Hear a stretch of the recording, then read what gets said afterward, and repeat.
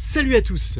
On se retrouve aujourd'hui pour parler de l'épisode 11 de The Walking Dead. Rappelez-vous, la dernière fois, on avait les chuchoteurs qui débarquaient devant la colline, ce qui pouvait annoncer un premier gros rapport de force. Et au final, on a eu le droit à un tête-à-tête entre Alpha plus déterminé que jamais et un Daryl qui s'est vite contenu au vu des deux otages Alden et Luke. À côté de ça, on a le droit à une baroude d'Ezekiel, Carol et Jerry, personnages dont on en apprend un peu plus d'ailleurs au passage. Donc du coup, concrètement, qu'est-ce qu'on peut dire de l'épisode de cette semaine? C'est ce qu'on voit tout de suite. Alors pour commencer, je vais pas y aller par quatre chemins, je le vois bien dans certains de vos commentaires, et puis c'est intéressant de le relever pour prendre la température. Les chuchoteurs tardent à se faire craindre. Ils n'ont pas l'air si terribles que ça et on a besoin qu'ils marquent un grand coup. Donc on l'attendait peut-être là maintenant. Et pourtant dans cet épisode 11, ce ne sera toujours pas le cas. Parce qu'en effet, ils arrivent devant la colline en petit nombre, et puis on voit difficilement ce qu'ils pourraient faire face aux remparts. Ils se feraient massacrer en un instant. Donc après avoir vu la psychologie d'Alpha et cette bonne entrée en matière, on pouvait espérer une confrontation un peu plus musclée. Personnellement, je pense qu'elle arrivera à un moment ou un autre, parce que passer l'effet de la surprise de ces personnes déguisées en walker au milieu d'eux, il va falloir que cette communauté nous offre un peu plus d'enjeux, de challenge. Je pense que ça arrivera sûrement bien assez vite, mais pour le moment ils arrivent doucement et semblent plus être une menace. Lorsque nos communautés sont confrontées à des walkers, c'est à ce moment-là qu'ils peuvent surgir par surprise, ce qui reste pour l'instant leur arme la plus terrible. À côté de ça, on apprend toujours un peu plus à comprendre leur mode de fonctionnement. C'est une sorte de meute dirigée par un chef, l'Alpha, mais qui arrive malgré tout très bien à s'en sortir dans ce monde post-apocalyptique, au même titre que les communautés qu'on a pu suivre jusque-là. Avec le point notamment qui est mis depuis plusieurs épisodes sur les bébés, ce qui symbolise à mon sens le fait de réussir à survivre dans ce monde. Et les chuchoteurs, malgré leur mode de vie, arrivent à donner des naissances aussi. On peut donc dire que leur méthode fonctionne d'une certaine façon. Mais avec cette histoire de sélection naturelle, les bébés ne font pas long feu. Dans cette scène par exemple, ils n'hésitent pas à en sacrifier un. Ce qui peut paraître surprenant vu qu'ils vivent au milieu des walkers. On aurait pu s'attendre à ce qu'ils aient développé des techniques de diversion de ces derniers, notamment au moment où le bébé pleure. Ou alors la femme qui tenait son enfant aurait pu, je sais pas, lui donner le sein par exemple. Enfin chercher des solutions puisque ça ne devait pas être la première fois qu'ils étaient confrontés à ce genre de situation, plutôt que de déposer assez facilement l'enfant en plein milieu du champ et de le laisser à son triste sort. Donc certes, Alpha nous surprend par sa cruauté, mais aussi par l'allégeance des gens qui l'accompagnent. On le voit, ils lui obéissent au doigt et à l'œil. Donc voilà ce qu'on apprend finalement dans cet épisode. Toujours ce côté aussi dur du personnage, sa psychologie par rapport à sa fille, mise en relation avec le fait que Daryl lui-même se faisait battre par son père quand il était jeune, donc qu'il puisse sentir une certaine compassion pour Lydia. D'ailleurs, ce dernier, pour sa part, semble maintenant clairement être le meneur à la colline. Alors que dans l'épisode d'avant, Tara était plutôt mise en avant, ici elle est beaucoup plus effacée. Et Daryl va d'ailleurs seul affronter Alpha, au début pour discuter et à la fin pour lui livrer sa fille. Les autres restant beaucoup en retrait.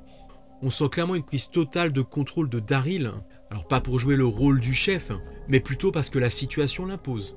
Du côté de la petite bande de Magna et Yumiko, c'est clairement Connie qui est mis en avant aujourd'hui, alors qu'elle était cachée dans les champs à la fin du dernier épisode, ce qui sentait un petit peu le prétexte. Elle en profite pour s'emparer du bébé abandonné, ce qui montre la différence fondamentale d'idéologie entre les deux camps.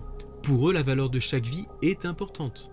Parallèlement à cette scène de tension, on retrouve Ezekiel, Carol et Jerry dans une quête beaucoup plus légère, parce que Ezekiel s'est mis en tête de récupérer dans un cinéma une lampe de projection pour pouvoir ramener le 7e art lors de la foire.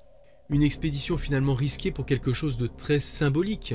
On apprend toutefois au passage que le royaume n'a pas l'air de trop s'en sortir finalement. Il pourrait même demander l'asile à la colline. Mais Ezekiel a évolué. Il n'a plus envie de se voiler la face à lui et à sa communauté et est prêt à accepter de demander de l'aide.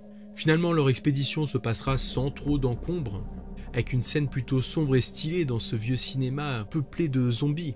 Après, en partant au moment où Ezekiel parle de l'avenir, il passe devant cet étrange symbole qu'on nous met bien en évidence à l'écran. Est-ce que c'est en rapport avec les chuchoteurs justement, leur territoire? Peut-être encore avec une autre communauté? En tout cas, ce qui est sûr, c'est que ça ne présage rien de bon.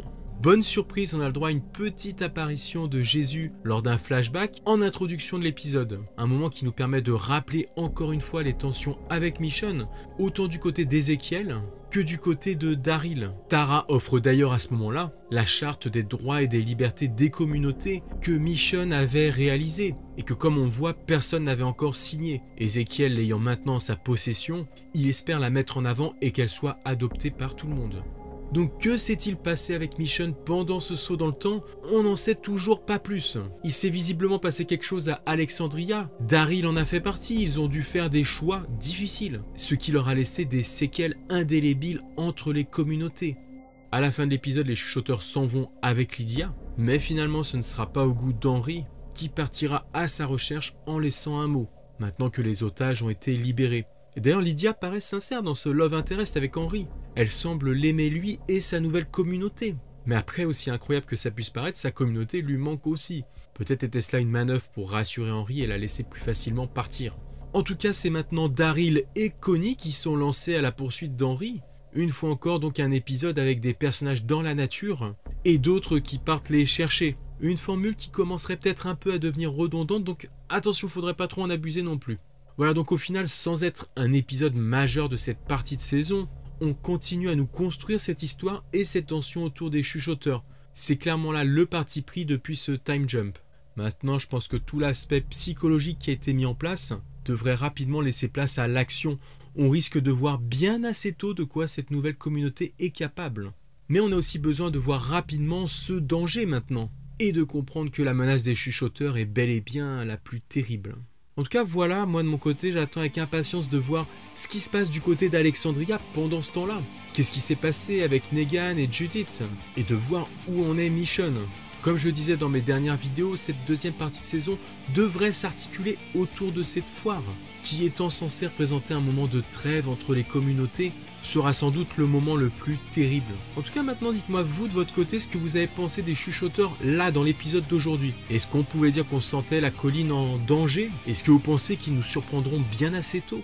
Nous, on se retrouve la semaine prochaine pour parler de l'épisode 12, qui risque, je l'espère, d'être un peu plus épicé. Déjà, pour vous donner une idée, je vous laisserai le trailer en description, vous pouvez aller le regarder. Et puis, je vous dis à très bientôt. Ciao les amis.